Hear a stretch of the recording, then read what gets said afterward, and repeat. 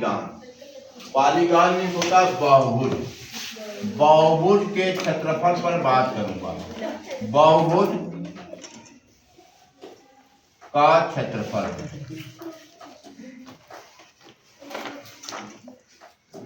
और उसके बाद हम आएंगे वृत्त के क्षेत्रफल पर। वृत्त के और पॉलीगॉन, जैसे मान लीजिए कि किसी बहुभुज में अगर साइड्स की संख्या के आधार पे उसका नाम दिया जाता है। जैसे अगर साइड 3 है, साइड की संख्या क्या है? 3। क्या नाम होगा? अगर क्या है बोलो? त्रिभुज होगा। त्रिभुज होगा, तो इसको कहते हैं त्रिभुज। साइड की संख्या 4 तो चतुर्भुज, जानते हो तुम लोग। और इसी तरीके से 5 है तो पंचभुज। अब एक आता है नियमित। ये नियमित बहुभुज का क्षेत्रफल की बात हम करेंगे, अनियमित की बात नहीं। नियमित, नियमित को कहते हैं अंग्रेजी में रेगुलर। क्या कहते हैं? रेगुलर। रेगुलर रेगुलर बहुभुज क्या होता है? वह बहुभुज जिसकी सभी भुजाएं बराबर तथा सभी अंतःकोण भी बराबर है। ध्यान दीजिए, सभी भुजाएं भी बराबर तथा सभी अंतःकोण भी बराबर। जैसे त्रिभुज, त्रिभुज की तीनों भुजाएं जब बराबर होती हैं तो कौन सा त्रिभुज होता है? समबाहु त्रिभुज। तो समबाहु त्रिभुज को हम नियमित त्रिभुज कह सकते हैं। समबाहु त्रिभुज को क्या कह सकते हैं? नियमित त्रिभुज या रेगुलर, क्योंकि समबाहु त्रिभुज को हम रेगुलर ट्रायंगल, रेगुलर ट्रायंगल इसलिए कहते हैं कि इसकी भुजा भी आपस में बराबर होगी और प्रत्येक अंतःकोण समबाहु त्रिभुज में कितने डिग्री का होता है? 60 डिग्री का होता है। इसलिए प्रत्येक अंतःकोण भी आपस में बराबर तथा सभी भुजाएं भी आपस में बराबर। इसलिए त्रिभुज का जो समबाहु त्रिभुज है वो रेगुलर ट्रायंगल है। रेगुलर पॉलीगन का ये भी एग्जांपल। चतुर्भुज में रेगुलर क्या होगा? चतुर्भुज में अगर रेगुलर क्वाड्रिलेटरल की बात की जाए, रेगुलर क्वाड्रिलेटरल, तो आप देखेंगे तो 2 आकृतियां चतुर्भुज में है जिसकी सभी चारों भुजाएं बराबर है। कौन कौन? आयत और समलंब। आयत में तो भुजा बराबर,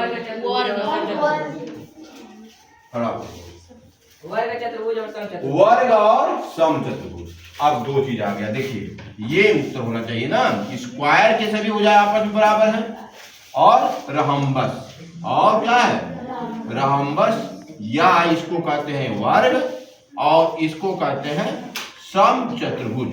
इसको क्या कहते हैं? समचतुर्भुज। अब दोनों में से हम रेगुलर किसे करें? कंफ्यूजन है कि नहीं है? तो हमने बताया है कि रेगुलर पॉलीगन में सभी भुजाएं भी आपस में बराबर होगी तथा प्रत्येक अंतःकोण भी आपस में बराबर होंगे। तो आप इसके इस परिभाषा के क्राइटेरिया में या इस परिभाषा के प्रकाश में जब देखेंगे तो स्क्वायर एक ऐसा चतुर्भुज है जिसके सभी भुजाएं भी आपस में बराबर होती हैं और प्रत्येक अंतःकोण 90 अंश का होता है। इसलिए हम रहम्बस को रेगुलर क्वाड्रिलेटरल नहीं कहेंगे, क्योंकि इसके कोण आपस में बराबर नहीं होंगे। इसके कोण आपस में बराबर होंगे, सभी भुजाएं भी बराबर होंगी। इसलिए रेगुलर क्वाड्रिलेटरल क्या होगा? स्क्वायर। तो आज हम रेगुलर नियमित बहुभुज के क्षेत्रफल के बारे में चर्चा करेंगे और देखेंगे विशेष रूप से आप क्या आता है। और उसके लिए हम ले रहे हैं आपको 10 भुज। क्या लेते हैं? 10 भुज को लेंगे 10 भुज को अंग्रेजी में क्या कहते हैं? डेकागान। क्या कहते हैं? डेकागान। डेकागान, डेका से 10 की बोध होता है, डेका से 10। इसी तरीके से कुछ बताइए। पेंटागान, हेक्सागान, हेप्टागान, ऑक्टागान, नोवागान और डेकागान। तो 10 भुज का हम नियमित 10 भुज का क्षेत्रफल आज निकालेंगे और उसको विजुलाइज करेंगे, फिर उसको हम एक्सटेंड करेंगे वृत्त पे। ठीक है, वृत्त के क्षेत्रफल को देखेंगे कैसे हम वृत्त का क्षेत्रफल करते हैं। तो इसके लिए आप जो है एक, अब ये सब चीजें के बाद आइए हम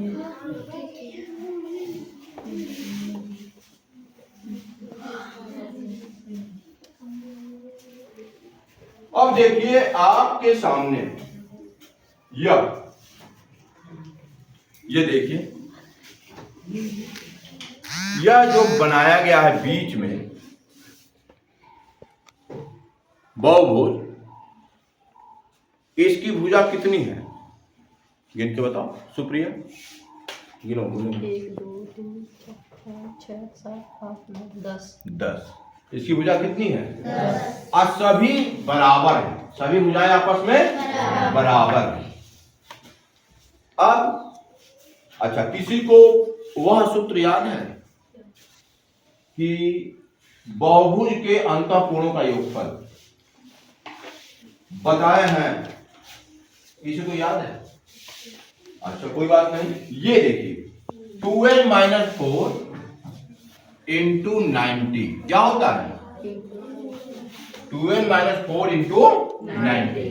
जैसे त्रिभुज निकालिए, त्रिभुज के अंतःकोण कितना है? n बराबर क्या रखेंगे? 3। 3 दूना 6 में से 4 गया 2, 90 दूना 180, 180। इसी तरीके से अगर मान लीजिए आपको निकालना है चतुर्भुज, आराम से निकलेगा। कितना आएगा बेटा? 2 चौके 8, 8 में से 4 गया 4, 4 9 360। पेंटागन आ जाइए, 2 बचे 10, 10 में से 4 गया 6, अच्छा 540। हेक्सागन आ जाइए। इसी तरीके से आज आप लोगों के समझ क्या है? डेकागन है। क्या है? डेकागन है। डेकागन के हमको चाहिए अंतःकोणों का योगफल। n बराबर 10 कैलकुलेट करिए, जिसका आ जाए बताइए। n बराबर 10 रखिए, n बराबर 10 कितना आया? 2n - 4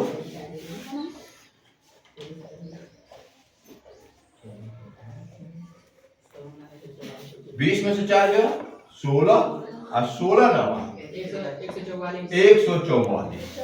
144 कितना आ जाएगा? 1440। यानी अगर ये डेकागान 10 भुज के अंतःकोणों का योगफल हम लेंगे कितना आएगा? 1440। अगर प्रत्येक कोण को निकाला जाए, प्रत्येक कोण मतलब इसको निकाल कर दिखाना, यह कोण जैसे ये है, यह कोण,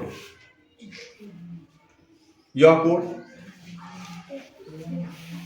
तो 10 से भाग देंगे क्योंकि रेगुलर है ना, सभी कोण भी आपस में बराबर होंगे। 144 डिग्री कितना आएगा? 144। अब लेकिन हमको इसके क्षेत्रफल की बात करनी है, तो क्षेत्रफल बात करने के लिए आप देखेंगे इसको हम कई छोटे छोटे सेक्टर में डिवाइड किए हैं। किसमें डिवाइड किया है? सेक्टर में। सेक्टर ही कहेंगे, वृत्त के संच में होता है, यहां भी छोटे छोटे। और आप ध्यान से देखेंगे तो इसमें देखिए कितने सेक्टर हैं? 1 2 3 4 5 6 7 8 9, 9 के बाद और 10वें को हम इस तरीके से 2 पार्ट में डिवाइड कर दिए, 2 पार्ट। अब दो पार्ट में डिवाइड करें क्या मतलब होगा, देखिए इस तरीके से। अगर ये त्रिभुज है, क्या है, त्रिभुज है, तो अगर बीच से पार्ट से डिवाइड किया जाए तो इस त्रिभुज की क्या होगी, ऊंचाई, लंब। अभी देखिए इसके मुंह से अनायास निकला है लंब, तो लंब, ये लंब कभी भी इस तिरछी लाइन के बराबर नहीं होगी। लंब क्या होता है, सीधा होता है। और यह जो है किसी बिंदु से किसी रेखा की न्यूनतम दूरी होती है, किसी बिंदु से किसी रेखा की न्यूनतम दूरी होती है। इसको दो पार्ट में डिवाइड किया जाए, बात समझ में आई। पूरे डेकागान को हम 10 सेक्टर में डिवाइड करके और उसके 10वें सेक्टर को हम त्रिभुज के लंब से आधा आधा बांटेंगे। ये ध्यान दीजिएगा, ये आपका, क्योंकि ये लाइन है, रेखा है, और ये बिंदु है, और बिंदु से रेखा की जो दूरी होगी वो लंब होगी, यानी ये त्रिभुज का लंब होगा। और वास्तव में क्या किया गया है, यह जो है ये बराबर है, ये बराबर है, इसका लंब इसके बेस के मध्य बिंदु से होकर जाएगा, इसके मध्य बिंदु से होकर जाएगा। तो अब आइए हम इसको सजाते हैं। इस पे देखिए एक बनाया गया है आपको इस तरीके का। अब देखिए ध्यान दीजिएगा, इसी चीज को मैं निकाल रहा हूं, इसी चीज को जो सजाया गया है ये।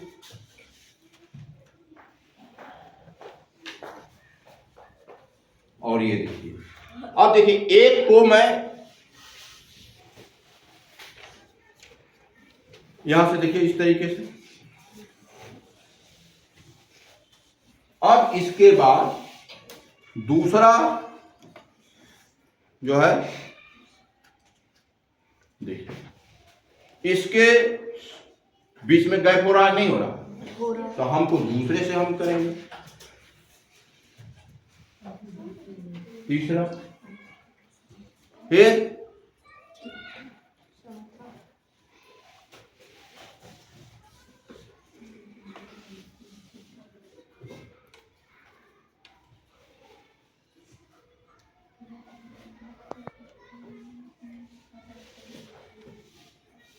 अब इसके बाद जो बचा इसके बीच बीच में लगाइए।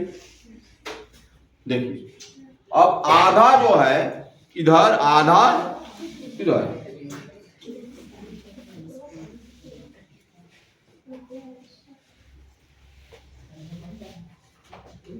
अब जो दो पार्ट में डिवाइड किया गया है उसको किनारे लगाएंगे। उसको कहां लगाएंगे?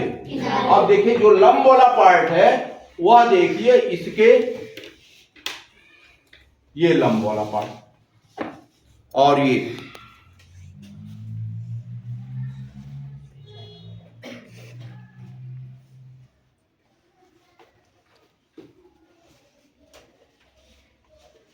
अब बताइए पूरा डेकागान का जो कितने बेस इधर है, गिनो, 1 2 3 4 आधा। अब डेकागान इस दशभुज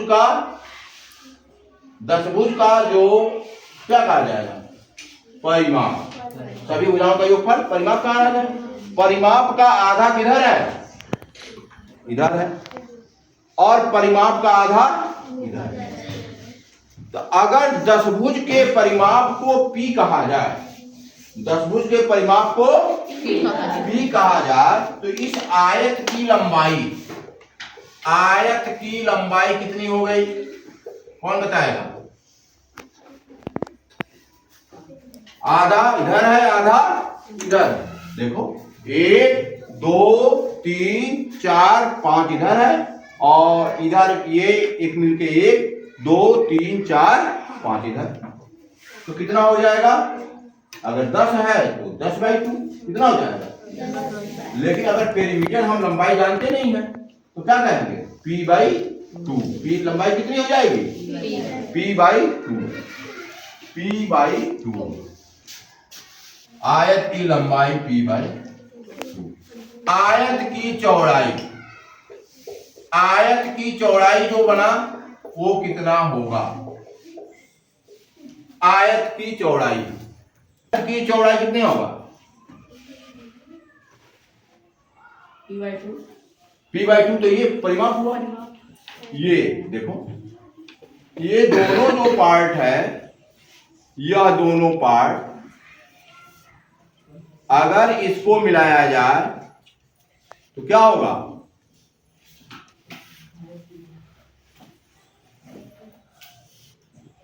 और इधर भी। तो ये जो है, इस त्रिभुजाकार जो सेक्टर है उसका क्या होगा? ये लंब, उसी का ना लंब है ये। तो ये हो जाएगा त्रिभुजाकार सेक्टर का लंब। और त्रिभुजाकार सेक्टर का लंब क्या है? दशभुज के केंद्र से उसके भुजा के मध्य बिंदु की दूरी क्या है? दशभुज के केंद्र से उसके भुजा के मध्य बिंदु है, देखो ये मध्य बिंदु है और ये केंद्र है, तो केंद्र से इसके मध्य बिंदु की दूरी ये है तुम्हारा, मान लो a। और इसका नाम क्या कहा जाएगा? इसका कहते हैं, ये आयत की चौड़ाई दशभुज के केंद्र से दशभुज की भुजा के मध्य बिंदु की दूरी है। ये ध्यान रखिएगा, मध्य बिंदु की दूरी। और इसको कहते हैं एपोथेम। क्या कहते हैं? एपोथेम। हाँ, ये नई चीज आप लोगों को मिलेगा डिक्शनरी में, अपने शब्दकोश में बढ़ा लीजिए कि ये क्या है? बहुभुज के केंद्र से बहुभुज के भुजा के मध्य बिंदु की दूरी, जिसको नाम है एपोथेम। स्पेलिंग होता है APOTHEM और यह ए। तो पूरे दशभुज का क्षेत्रफल क्या होगा? लंबाई गुणे चौड़ाई। तो दशभुज का क्षेत्रफल हो जाएगा, दशभुज का क्षेत्रफल P गुणे A/2। अगर P निकाला जाए, P क्या है? परिमाप। P क्या है? तो पूरे बहुभुज के सेंस में क्या हो जाएगा? बहुभुज, अगर बहुभुज कहा जाए, बहुभुज का क्षेत्रफल, आई बहुभुज कैसा होगा? नियमित। क्या होगा?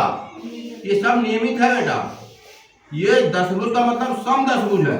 क्या है? हाँ, बराबर है, भुजाएं आपस में बराबर है। तो इसको नियमित बहुभुज का क्षेत्रफल हो जाएगा बहुभुज का परिमाप, बहुभुज का परिमाप गुणे बहुभुज के केंद्र से, बहुभुज के केंद्र से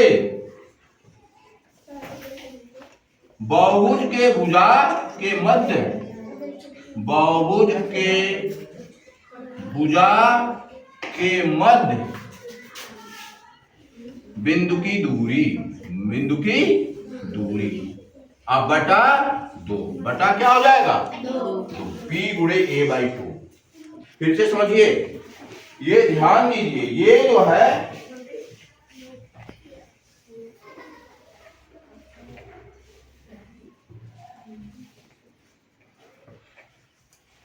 आपका, देखिए लंब, ये जो है बहुभुज के केंद्र से बहुभुज के भुजा की मध्य बिंदु की दूरी है, क्योंकि ये दो पार्ट किया गया। ध्यान दीजिएगा, ये दो पार्ट, इसी ही त्रिभुज का दो पार्ट किया गया। देखिए यह जो है आपका लंबवत, ये दूरी यहां चौड़ाई हो रहा है।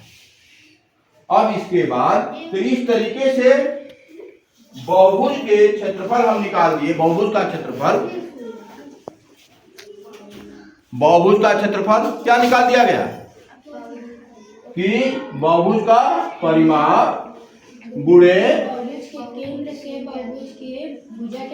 की दूरी बटा 2। अब आइए थोड़ा सा, इसमें बहुत बड़ा हो रहा है, तो अब आइए चलिए वर्ग में देख लीजिए। वर्ग का क्षेत्रफल सबको मालूम है कि नहीं है? अगर भुजा A है, भुजा क्या? भुजा मान लो X, भुजा क्या है? एक्स, तो इसका क्षेत्रफल कितना होता है? X square. ये भी बहुभुज है। आइए हम इसके मध्य बिंदु के अब देखते हैं, इस सूत्र से देखते हैं कितना आता है। इसके सूत्र से देखते हैं कितना आता है। तो देखिए यहाँ पे इसके मध्य बिंदु ले लेंगे, मध्य बिंदु से भुजा के मध्य बिंदु की दूरी अब कितना होगा बताओ भाई। ये पूरा एक्स है, ये पूरा क्या है एक्स, तो ये कितना होगा इसका x/2। क्या होगा x/2। अब इसमें रखा जाए बहुभुज का परिमाप। अब इस वर्ग का परिमाप कितना होगा? वर्ग का, अगर भुजा x है तो वर्ग का परिमाप बताओ भाई।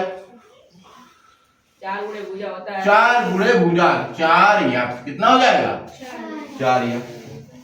अब केंद्र से इस भुजा की दूरी कितनी हो गई x/2।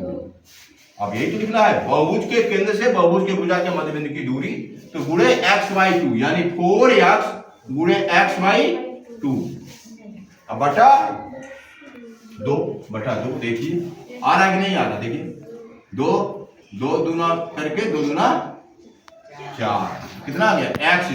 कितना आ जाएगा? इस तरीके से यह सूत्र जो है किसी भी बहुभुज के और किसी भी बहुभुज का परिमाप गुणे एपोथेम क्या कहा जाता है? एपोथेम। और ये थोड़ा शब्द आप लोगों के लिए नया है, लेकिन उसका विस्तार ये है। एपोथेम क्या है? बहुभुज के केंद्र से बहुभुज के भुजा के मध्य बिंदु को मिलाने वाली रेखा की लंबाई, यही एपोथेम है। तो यह एपोथेम है। अब आइए थोड़ा वृत्त को देखिए आप क्या होगा। 10 भुज को बढ़ा दीजिए, 11 कर दीजिए, 11 भुजा करिए, 12 भुजा करिए, 20 भुजा करिए, 25 भुजा करिए। किधर की ओर अग्रसर है? अभी तो 10 में अगर झटके से कोई देखे तो इसको वृत्त समझेगा कि नहीं समझेगा? झटके से मतलब ठीक से ना देखे कि ये समतल है, अरे ये एकदम क्या है रेखा है, तो ये क्या सोचेगा कि ये वृत्त है। तो अगर बहुभुज की संख्याओं को बढ़ाते जाइए, बहुभुज की संख्याओं को, भुजा की संख्या, बहुभुज में भुजाओं की संख्याओं को बढ़ाते जाइए, अंत में क्या बनेगा? वृत्त। अंत में क्या बनेगा? वृत्त। तो वृत्त पर ये काम करिए, ये वृत्त बनाया गया। देखो ये क्या है? वृत्त। अब इसमें दोनों में अंतर आप देखिएगा, उसमें क्या है एकदम ठीक बैठ जाता है रेक्टेंगल पे कि नहीं बैठेगा? इसको थोड़ा देखिएगा, इसको हम लगभग 1 2 3 4 5 6 7 8 सेक्टर में डिवाइड किया गया। 8 सेक्टर में त्रिज्यखंड कहते हैं। त्रिज्यखंड क्या होता है? 2 त्रिज्या और उनके जो इंक्लूडिंग चाप है उनके बीच से घिरा क्षेत्रफल, 2 त्रिज्याओं के और इंक्लूडिंग आर कि ये जो है देखिए ये रेडियस हो गया और इंक्लूडिंग आर का जो क्षेत्रफल हो गया ये, उसको कहते हैं सेक्टर। क्या कहते हैं? सेक्टर। तो 8 सेक्टर में डिवाइड किया गया, 8 सेक्टर में डिवाइड किया गया है। अच्छा, अगर इसकी त्रिज्या r है, इसकी त्रिज्या r है, तो वृत्त की परिधि कितनी होगी? वृत्त की परिधि बताओ लक्ष्मी, वृत्त की परिधि कितनी होगी? त्रिज्या r है, परिधि पूछ रहे हैं, क्षेत्रफल नहीं, परिधि 2πr। तो 2πr ये पूरा परिधि जो है इसका 2πr। अब इस तरीके से आप देखिए, इसी में फिर इसको लगाने का प्रयास किया जाए। देखिए क्या दिक्कत आ रही है ये देखिए, और कितना इसमें आप बताएंगे। देखिए ये कर्व हो रहा है, क्या हो रहा है? कर्व। अब कर्व में यहाँ जगह खाली हो गया, यहाँ जगह खाली हो गया। फिर देखिए हम लगाते हैं, मान लीजिए एक उल्टा एक सीधा करके लगाइए।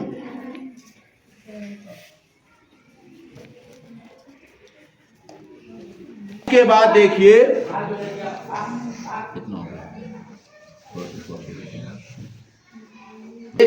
आप देखिए एक इधर हम लगा दिए और एक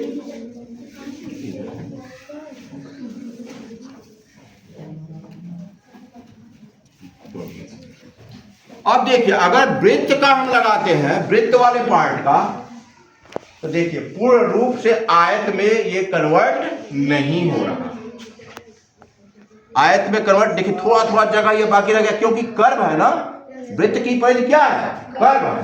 इसकी वजह से ये थोड़ा थोड़ा जो पार्ट है, ये देखिए ये थोड़ा थोड़ा पार्ट क्या है, ये नहीं घट रहा। अच्छा ये देखिए उसमें क्या था, वो त्रिभुज बना था, आप उसके सेक्टर को मिला रहे हैं। देखिए ये सेक्टर इसका है और वृत्त का सेक्टर देखिए, वृत्त का सेक्टर ये है, वृत्त का सेक्टर ये है और ये दशभुज का है, दशभुज का है, ये त्रिभुज एकदम त्रिभुज है, क्या है, त्रिभुजाकार है। और ये क्या है, देखिए कर्व हो रहा है कि नहीं है, क्योंकि ये क्या है, वृत्त था, तो वृत्त का नीचे वाला पार्ट क्या हो रहा है, कर्व हो रहा है।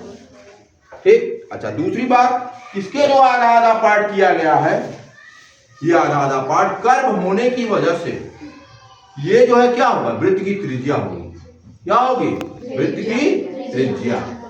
क्योंकि ये कर्व है ना, तो वृत्त के केंद्र से परिधि को मिलाने वाली कोई भी रेखा क्या होगी, वृत्त की त्रिज्या। तो जब आप देखेंगे तो ये कितना नीचे वाला पार्ट, इसकी लंबाई, आयत की लंबाई कितनी हो जाएगी, लंबाई, ये आयत की लंबाई आधा इधर, पूरा वृत्त की परिधि कितनी है, 2 पाई r, तो लंबाई कितनी हो जाएगी, आधा, 2 पाई r का आधा कितना हुआ, पाई, और त्रिज्या तो इसका चौड़ाई हो जाएगी, त्रिज्या क्या हो जाएगी, चौड़ाई। तो आयत का क्षेत्रफल क्या हो जाएगा, पाई r इंटू r, तो वृत्त का क्षेत्रफल क्या हो जाएगा, पाई r स्क्वायर, क्या हो जाएगा, पाई r स्क्वायर। अब यहां देखिए ये जो है आपके ज्यादा से ज्यादा सेक्टर किया गया है, किसमें किया गया है, कितना है सेक्टर, 36। अच्छा चलो मान लीजिए 18 रेड 18 हरा, 36 पार्ट करने पर देखिए लगभग वो जो आपका कर्व पार्ट है वो किसमें, रेखा की ओर परिवर्तित हो रहा। अब पूरा एकदम खूब बढ़िया से क्या बन रहा है, आयत, जिसकी लंबाई पाई r और चौड़ाई r, तो पाई r इंटू r कितना हो जाएगा, पाई r स्क्वायर, क्या हो जाएगा, पाई r स्क्वायर। इस तरीके से, लेकिन यहां जो r है वह वृत्त के केंद्र से परिधि को मिलाने वाली लाइन है, कर्व होने की वजह से। और वहां जो a है, एपोथेम है, क्या है, एपोथेम। एपोथेम किसी कोनिकल जो आपका वर्टिसेज को मिलाएंगे तो वो एपोथेम नहीं होगा, उस भुजा के, बहुभुज के भुजा के मध्य बिंदु को मिलाने वाली रेखाखंड की लंबाई एपोथेम होती है। यहाँ एपोथेम के रूप में क्या है, त्रिज्या, क्या है, तो इस तरीके से पाई r स्क्वायर इसका हो जाएगा वृत्त का क्षेत्रफल। और किसी बहुभुज का मतलब जब भी हम बोलेंगे नियमित बहुभुज की बात कर रहे हैं, रेगुलर पॉलीगन का क्षेत्रफल क्या होता है, बहुभुज के परिमाप गुणे हाँ मध्य बिंदु की दूरी बटा 2, उसमें बटा 2 है, ठीक है, क्योंकि परिमाप बटा 2 का है ना, p/2। तो इस तरीके से यह वृत्त का क्षेत्रफल आपको पाई r स्क्वायर इस तरीके से विजुलाइज किया गया। अब आइए वृत्त का क्षेत्रफल एक और तरीके से। अच्छा इस चीज के लिए आपको देखिए सब आया हुआ है आपके गणित किट में, तो बढ़िया देखिए सब वृत्त का पार्ट है, वृत्त बना गया, एक ही त्रिज्या के लगभग उसमें 8 वृत्त बने हुए हैं, और किसी का 2 पार्ट, किसी का 3 पार्ट, किसी का 4 पार्ट, किसी का 6 पार्ट, किसी का 8 पार्ट, किसी का 12 पार्ट, किसी का 16 पार्ट किया गया। ये आपके गणित किट में आया हुआ है। और गणित किट में आने से पहले देखिए इस तरीके से दफ्ते से काट के हम लोग बनाते थे।